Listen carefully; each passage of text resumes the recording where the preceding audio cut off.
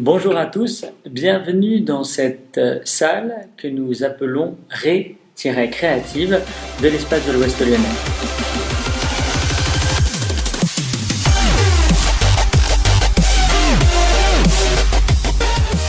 Alors, de quoi est-ce qu'il s'agit?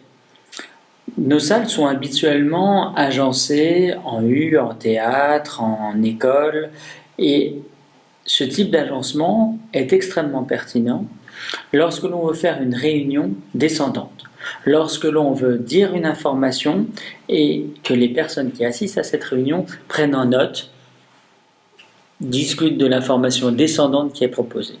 On a décidé de faire cette salle suite notamment à une réunion où on a pu voir un groupe où ils étaient 20 personnes, où ils devaient essayer de brainstormer, ils devaient essayer de réfléchir collectivement. Ils étaient assis en U et le résultat n'a pas été satisfaisant. Sur les 20 personnes qui étaient présentes, il y en avait à peu près 5 qui ont pris effectivement la parole et qui donc ont fait avancer le schmilblick, et 15 qui n'ont pas réellement participé, où leur présence finalement était tout à fait inutile. Ça, c'est pas possible. Ça coûte vraiment beaucoup trop cher. Il faut trouver des systèmes qui soient plus efficaces. Ces salles Ré-Créatives ont pour objectif finalement de changer la forme pour pouvoir changer le fond. C'est-à-dire changer la façon de travailler pour pouvoir travailler et avoir des idées différentes des idées que l'on a habituellement. Alors, on peut prendre un exemple tout simple. Comment ça se passe dans ces salles récréatives?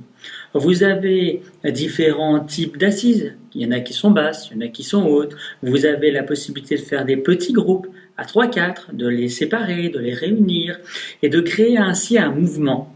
Bien entendu, ces salles récréatives permettent aussi d'écrire sur des supports différents. Si vous écrivez sur une feuille très bien en papier A4 sur votre ordinateur, etc., vous n'allez pas du tout envisager, concevoir, réfléchir de la même façon que si vous utilisez des post-it, si vous écrivez sur des murs, si vous écrivez par terre, etc., etc.